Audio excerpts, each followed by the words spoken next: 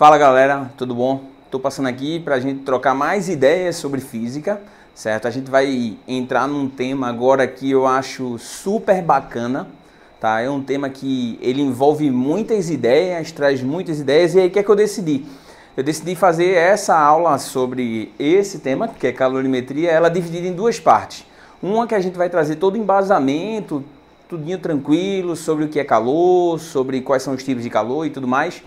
E a outra parte, o outro vídeo que eu vou fazer sobre trocas de calor, certo? Formas de propagação de calor, onde como o calor se propaga, que a gente vai trocar ideias sobre como é que funciona o ar-condicionado, como é que funciona um aquecedor, tá? Questão de espessura de placas, se interfere na forma de propagação desse calor. E também sobre como é que funciona o efeito estufa, tá? Como é que funciona uma estufazinha lá. Então esse será um vídeo da segunda parte, não perde. Mas antes da gente começar essa segunda parte, vamos ver primeiro como é que funciona e o que é calorimetria, como é que vai ser trabalhado.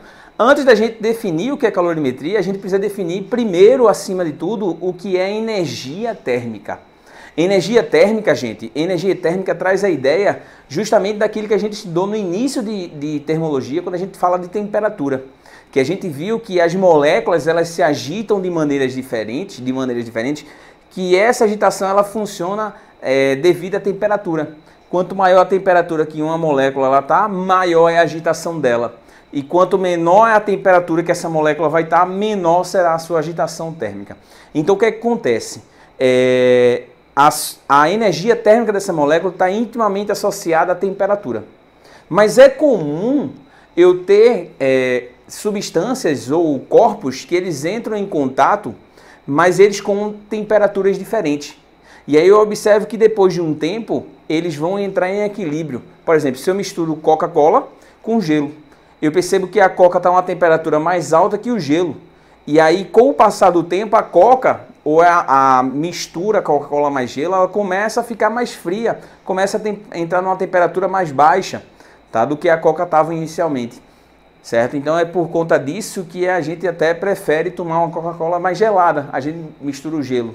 Mas isso tem a ver com a energia térmica de dois corpos, como eles têm temperaturas diferentes, eu vou observar essas energias térmicas diferentes. E é possível eles trocarem entre eles? Sim. Essa energia que é trocada entre esses dois corpos é o que a gente define como calor. Calor é uma definição diferente da definição que a gente lança no costume da gente, no dia a dia, que quando a gente diz, eu estou com calor, ou eu estou com... isso aí tem a ver com sensação térmica, é outra ideia. Calor, gente, é a troca de energia entre dois corpos com temperaturas diferentes. Esses corpos, necessariamente, eles têm que ter temperaturas diferentes para que eles tenham energias térmicas diferentes, tá? Então, isso acontece, por exemplo, quando eu pego uma barra metálica, e eu coloco ela em contato com o metal, com o fogo. E aí eu percebo que essa energia aqui, como ela vai estar em contato direto com o fogo, essa região ela começa as moléculas a vibrarem mais. E elas vibrando mais, elas começam a propagar essa energia, até que com o passar do tempo eu começo a sentir a minha mão mais quente por conta do calor que se propagou, dessa energia que se propagou pela barra. Tá? Então essa propagação de energia, essa transferência de energia é o que a gente define o nome como calor. Então o calor nada mais é do que a propagação ou a transferência de energia entre dois corpos com temperaturas diferentes, certo? Então se liga nessa definição, tá? Mas esse calor ele pode ser dividido em dois tipos. Quais são os dois tipos de calor que a gente vai encontrar? Olha só, eu posso definir esse calor de duas maneiras. Quais são os dois tipos? O primeiro deles, calor, que eu vou chamar de calor sensível. Calor sensível, certo? Então preencha aí na tua apostila, no teu livro. E o segundo tipo que eu vou chamar de calor latente. Ou calor de latência de um corpo, tá? São calores diferentes, mas eles trazem consigo o mesmo raciocínio, a mesma base, que os dois são transferências de energia. Agora um é para uma finalidade, o outro é para outra finalidade. São finalidades diferentes, certo? A gente começa falando sobre calor sensível. Esse calor sensível, gente, é um calor que ele vai estar associado a diferença de temperatura. É quando eu forneço calor a uma substância e essa substância, quando eu forneço calor a uma substância, essa substância ela usa esse calor para trocar de temperatura, para mudar de temperatura. Observe o seguinte, ó, que eu forneço calor a uma determinada massa e essa massa ela altera a sua temperatura. Quando ocorre essa mudança de temperatura, eu chamo de calor sensível. Então lembra, ó, calor sensível é o calor associado à mudança de temperatura. Então vamos grifar aqui, vamos colocar isso, ó. Calor sensível é o calor associado à mudança de temperatura. Beleza? Então, ó, todo calor, quando ele está associado à mudança de temperatura, a gente chama ele de calor sensível. Então é importante você lembrar disso, tá? Ah, mas Caio, quais são os fatores que vão ser importantes para essa mudança de temperatura? Então vamos ver. Quando eu forneço calor, esse calor ele vai ser importante. Quais são esses fatores? Eles vão ser, ó, os fatores que a gente vai levar em relevância, vai levar em consideração, vai ser, primeiro, se eu pego um objeto, mas ele tem a mesma massa numa situação 1 e 2, mas eu faço o seguinte, ó, se eu quero causar uma variação de temperatura, Δθ, por exemplo, ou ΔT, ou eu quero causar uma variação de temperatura 2ΔT, quem é que vai receber mais calor? Quem eu variar, por exemplo, de 10 para 20 graus Celsius, ou quem eu variar de 10 para 50 graus Celsius. Em qual dessas duas situações, eu estou dizendo da mesma massa, tá? O mesmo objeto, uma massa M, em qual dessas duas situações ele vai receber uma maior variação, uma maior energia? Muito bem, então, ó, esse daqui ele vai receber uma maior variação, maior quantidade de energia. Por quê? Porque esse daqui, ele variou mais a temperatura. Houve uma maior variação entre as energias térmicas. Então, em função disso, é que a quantidade de calor nessa situação 2, certo? É por isso que a quantidade de calor na situação 2, ela vai ser maior do que na situação 1. É justamente em função da variação de temperatura ter sido maior na segunda do que na primeira. Eu tenho uma maior variação de energia térmica, certo? Então, esse calor sensível, ele é proporcional à variação de temperatura, tá? Ah, mas Caio, tu falou o primeiro. Qual é o segundo? O segundo fator relevante para mim. Vê só. O segundo fator relevante para mim, nessa questão da energia térmica, vai ser qual? Imagina que eu tenho um objeto com massa M e um objeto com massa 2m, certo? Mas a variação de temperatura dos dois é a mesma. Os dois vão variar ΔT, certo? Qual desses dois objetos eles vão receber mais energia?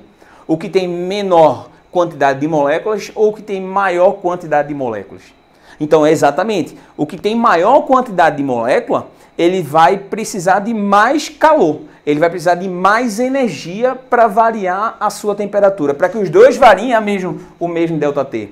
Então, esse calor sensível, ele também é proporcional à massa. Então, veja que eu tenho dois fatores relevantes para mim. Ah, mas você não vai levar em consideração o material ou as propriedades da matéria, do próprio materialzinho que eu estou analisando, por exemplo, a água, alumínio, ferro, bromo. Então, qualquer um desses materiais, eles vão receber a mesma quantidade de energia? Não. Por que não? Porque quando a gente vai analisar a nível molecular, cada molécula ela tem um desenho diferente, então ela vai ter uma movimentação diferente, ela vai ter uma agitação diferente. Então a energia que eu forneço a elas para que elas agitem vai ser de maneiras diferentes. Então cada molécula, cada material, cada substância, ela tem um calor específico diferente. Tá? Para que eu forneça a ela energia, ela tem um valor específico. Que esse valor específico você não precisa saber. A questão, muitas vezes, ela lhe dá esse valor. Ah, mas e se ela não me der esse valor? Ela vai estar pedindo. Aí ela vai fornecer outros subsídios para que você descubra esse valor desse calor específico.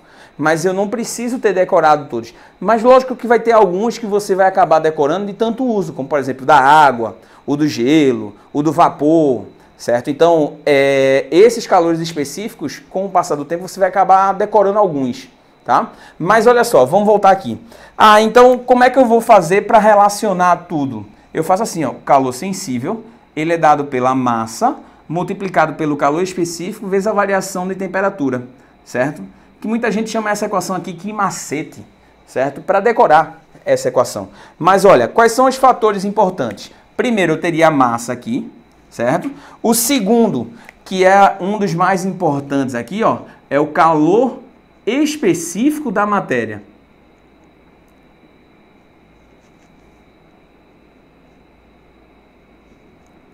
Esse calor específico, ele te diz quanto de energia essa matéria ela precisa receber para variar uma unidade de temperatura. Por exemplo, se eu pegar o caso da água, o calor específico da água, ele vale aproximadamente 4,2 joules por grama grau Celsius.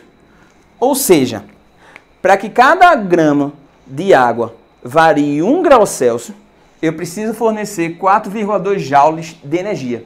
Então, esse valor específico de energia é um valor que ele vai estar definindo para você quanto de energia eu tenho que fornecer para que aquela substância ela varie uma determinada temperatura. Beleza? Deu para entender? E o segundo aqui é a variação de temperatura. Só que olha só, cada material ele vai variar ou ele vai receber uma energia de maneira diferente. Então, cada material ele tem um comportamento diferente para essa energia que eu forneço, certo? É por isso que a gente define ó, uma segunda característica. Sim, preenche aqui no teu livro, tá? Com essa equaçãozinha aqui, ó, Q igual a MC delta T, tá bom? Lembrando que esse delta T seria a variação de temperatura. Mas olha, como eu estava dizendo a vocês, cada material ele vai ter um comportamento diferente a essa variação de temperatura ou a essa energia que a gente fornece. E é isso que a gente dá um nome de capacidade térmica. Essa capacidade térmica seria o seguinte, ó, aquela energia que eu estou fornecendo, quanto de energia eu preciso fornecer para que aquela minha substância ela varie uma unidade de temperatura. Ou eu posso definir assim, ó, capacidade térmica como a quantidade de energia que eu forneço em função da variação de temperatura. Isso aqui, eu estou dizendo, olha, para que a minha matéria, ela varie um determinado ΔT, eu preciso fornecer tanto de energia. Certo? Então, isso aí vai trazer para a gente, por exemplo, imagina que eu tenho um metal X, certo? E esse metal, ele tem assim, ó, 540 calorias por grau Celsius. Significa dizer o quê? Que para que esse meu metal ele varie uma unidade de temperatura, ou 1 grau Celsius, eu preciso fornecer 540 calorias. Então essa unidade, ou essa grandeza, ela traz a ideia para a gente de quanto de energia eu forneço para que ele varie uma determinada unidade de temperatura. Grau Celsius, graus Fahrenheit, Kelvin, tanto faz. Mas aí, ó, isso aqui é uma característica, por exemplo, que a gente analisa quando a gente vai comprar um isopor. E pouca gente leva isso em consideração. Por quê? Porque quando eu vou comprar um isopor, eu preciso que ele tenha uma capacidade térmica muito alta para que ele conserve o meu gelo por um tempo cada vez maior lá dentro. Então é o ideal. Principalmente é uma diferença entre um cooler de boa qualidade e um isopor. Um recipiente que troca energia facilmente. Certo? Então, eu preciso analisar essa capacidade térmica. Pouca gente leva isso em consideração, tá? Mas, olha só, a ideia de capacidade térmica é justamente isso, que a gente analisa muito em um calorímetro. Um calorímetro é justamente esse recipiente que eu vou estar analisando a energia que eu forneço a ele para que ele varie uma unidade de temperatura, certo? E aí é dado aqui, ó, eu dei o exemplo, no caso de um meu metal aqui, ó, X, eu preciso fornecer 540 calorias para que ele varie uma unidade de temperatura. Beleza? Tranquilidade. Aí, ó, coloca aí na tua apostila também. Outra coisa, quando eu vou misturar dois objetos com temperaturas diferentes, como é que eu vou saber qual é o equilíbrio térmico que vai ser estabelecido? Ou, veja, quando eu misturo a Coca-Cola, que ela vai estar quente, e o gelo a uma temperatura mais baixa, quando eu misturar esses dois, como é que eu vou observar em que temperatura eles vão estar atingindo? É o que a gente chama de troca de calor, ou equilíbrio, quando eu misturo Coca-Cola com o gelo. Então é fácil a gente perceber o seguinte, ó, se a Coca-Cola está com a temperatura mais alta do que o gelo, então significa dizer que a energia térmica das moléculas da Coca são maiores do que a do gelo. Então a molécula está vibrando mais na Coca do que no gelo, porque tem uma energia térmica mais alta, tem uma temperatura mais alta. Mas com o passar do tempo, a molécula da Coca ela começa a perder energia para a molécula da água, a molécula do gelo lá, a da água que estava no estado físico, no estado sólido, certo? E aí quando ela vai perdendo essa energia para essa molécula da água, a temperatura da Coca começa a baixar. Mas em contrapartida, como a do gelo estava recebendo essa energia, ela começa a aumentar a sua temperatura, até que no final elas entrem em equilíbrio térmico. É por isso que muitas vezes o gelo ele derrete, certo? Porque você tem uma temperatura mais alta da Coca, faz com que essa energia que sai da Coca vá para o gelo. E aí essa energia causa, na maioria das vezes, a fusão da água, do gelo, que ele passa do estado sólido para o estado líquido. Tá bom? Tranquilo? Então, olha só. Caio, como é que eu vou fazer isso? Como é que eu vou perceber? Veja, se um corpo A ele perde 2 joules de energia, essa energia ela vai parar onde? Em B. De maneira que nessa troca de calor, nesse equilíbrio térmico, eu vou ter essa situação. Deixa eu apagar aqui rapidinho.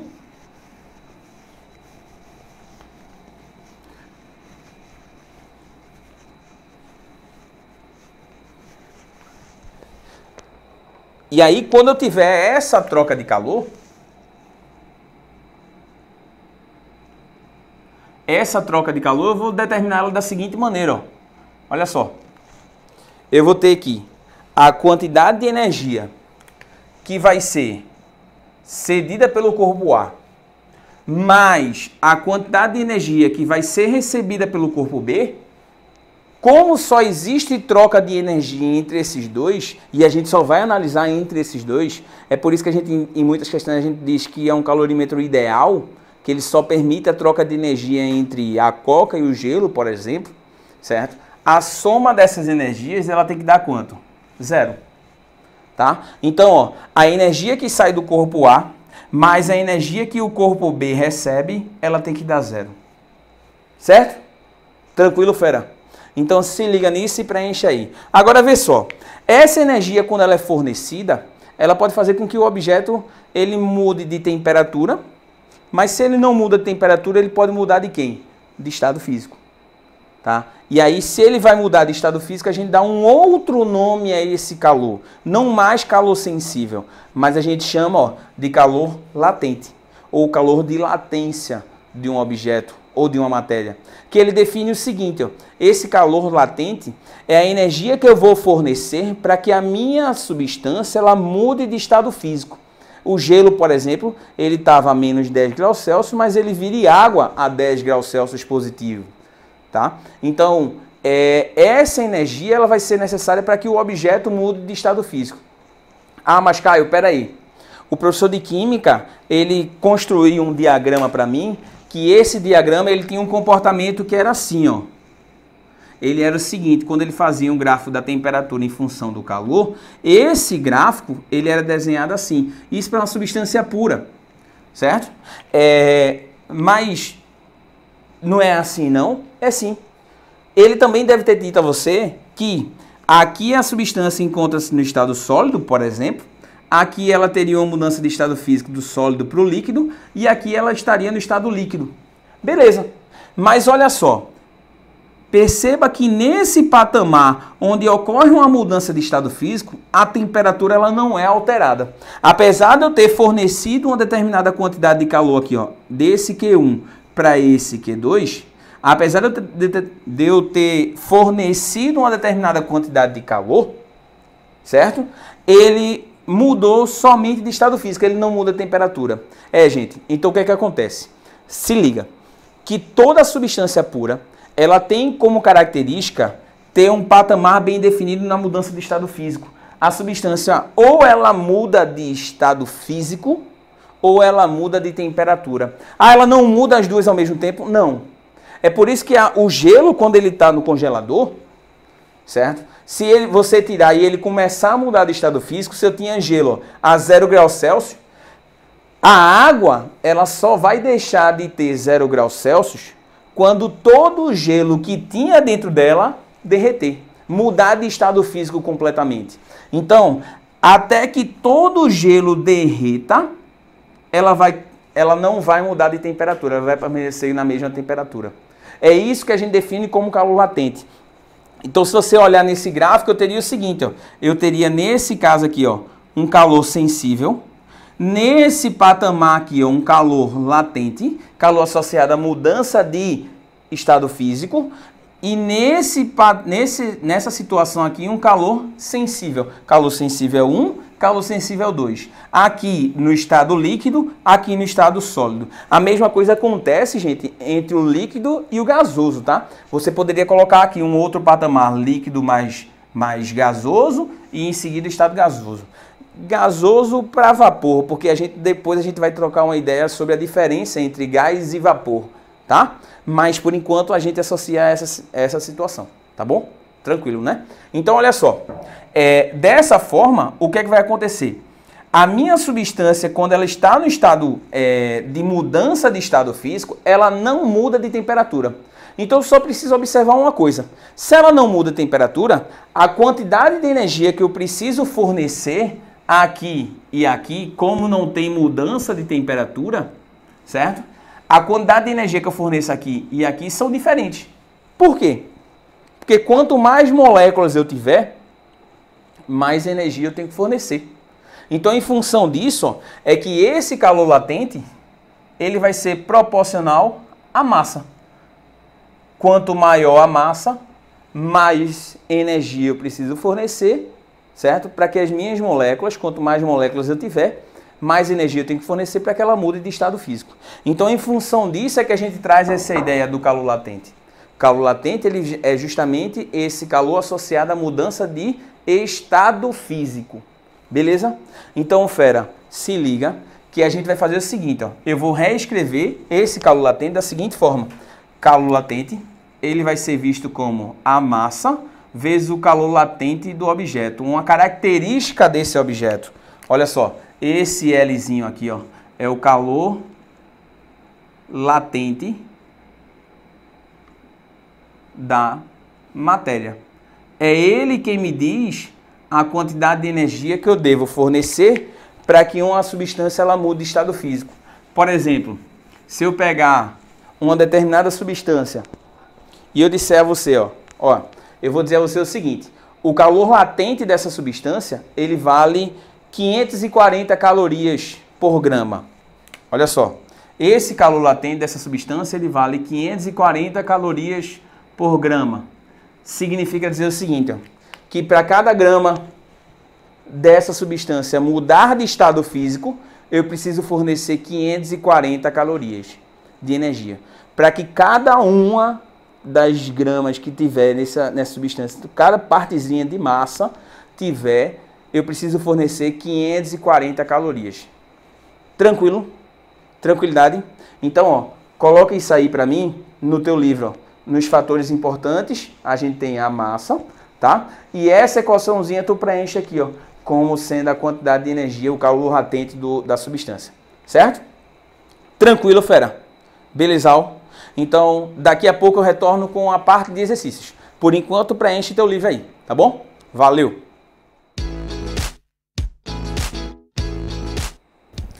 Então, olha só, galera. Voltando aqui, a gente vai resolver algumas questões, certo? Eu trouxe algumas questões que foram cobradas no SSA. Por exemplo, essa 10ª questão do teu livro aí, ela traz a seguinte ideia, ó. Sobre os conceitos de calor e energia térmica, analise as afirmativas a seguir. 1. Uma caloria é a quantidade de calor cedido para elevar 1 grama de água da temperatura de 14,5 graus Celsius para 15,5.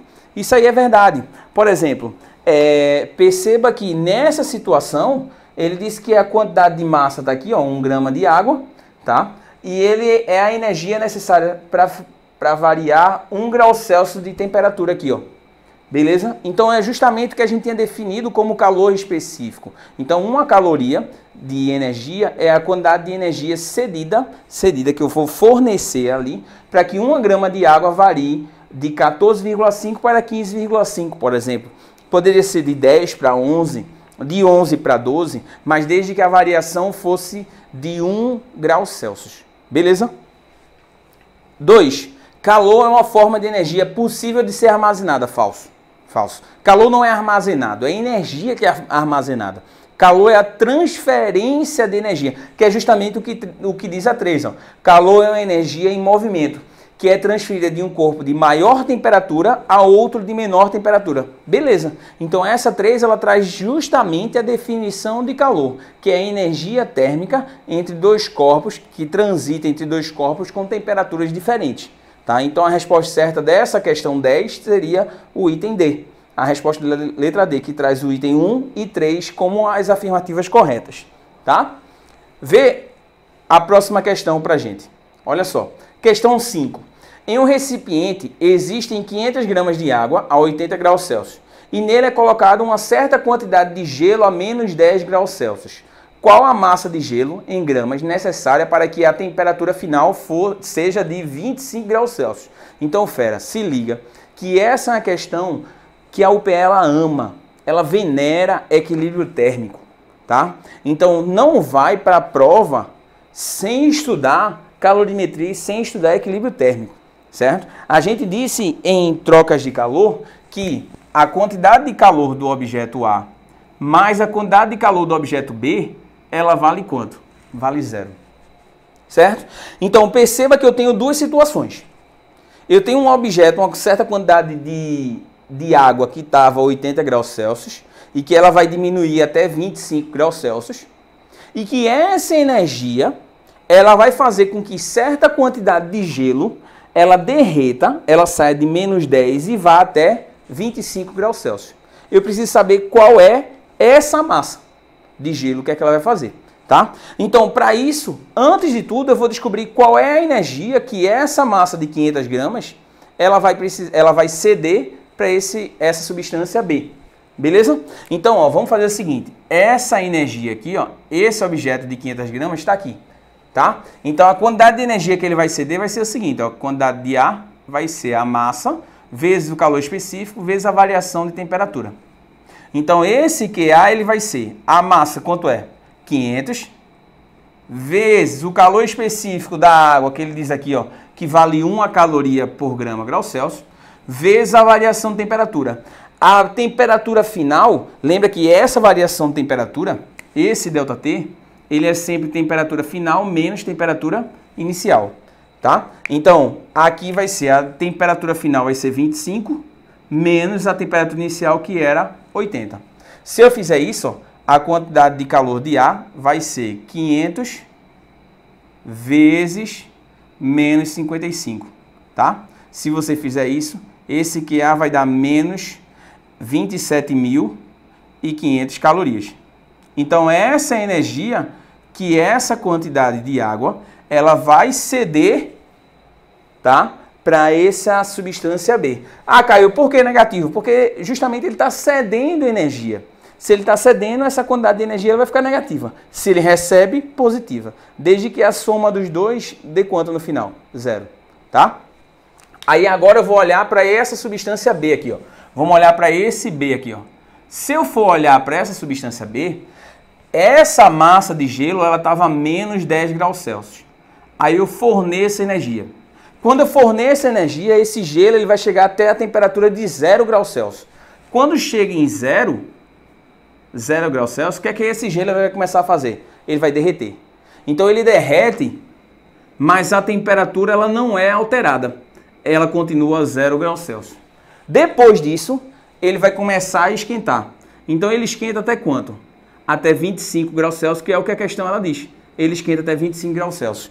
Então eu tenho dois tipos de calor aí, ó.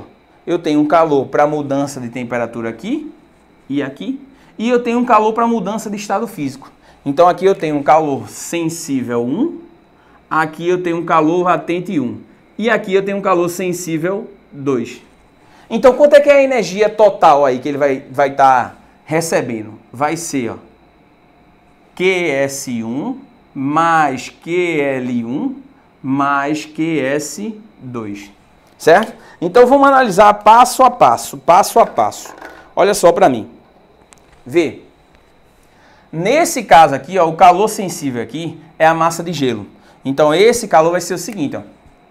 Essa massa de gelo ela vai ser a massa de gelo vezes o Czinho do gelo vezes a variação de temperatura. A temperatura final é 0 menos a inicial, que é menos 10. Certo? Mais a massa de gelo que está virando água vezes, nesse caso é esse mesmo M, vezes o calor latente, que ele diz aqui, ó, que vale 80 calorias por grama, mais essa parcela aqui, ó, que mudou de estado físico, que virou água agora. Então vai ser a massa vezes, como aqui está no estado de água, o calor sensível agora não é mais o gelo, é da água, vale 1, vezes a temperatura final, que é 25, menos a inicial nessa fase, que é 0, tá? Então a quantidade de calor total, ó, ela vai ser, a massa eu quero saber, o Czinho é 0,5, menos com menos dá mais, então aqui, ó, 10, mais 80M, mais 25M, certo? Então olha só, 10 vezes 0,5 dá 5, então aqui 5M, mais 80M, mais 25M, então essa quantidade de calor total, ó, vai dar 110M, certo? Só que essa quantidade de calor total que o objeto B vai receber é justamente esse valor aqui, ó, de menos 27.500. Ah, mas Caio, lá vai menos? Não, não precisa ir menos. Por quê? Ó? Porque olha só, QA mais QB não é igual a 0? Então, ó, isso aqui é menos 27.500 mais QB é igual a 0. Certo? Esse 27.500 está negativo, ele vai para o outro lado como? Positivo. Então, QB é igual a 27.500. Mas quanto é QB? QB é 110. 110M é igual a 27.500. Esse M, então, vai ser, ó, 0 com 0 cancela, 2.750 dividido por 11. Isso aqui vai dar 250 gramas.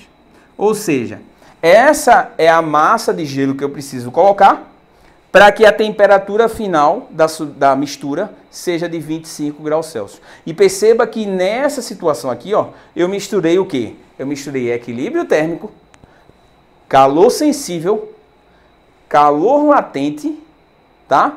Até chegar nessa situação final. Então perceba que isso é uma questão bem completa quando a gente está trabalhando em equilíbrio térmico. E é isso que a UPE ela ama para você, para cobrar você, tá bom? Beleza?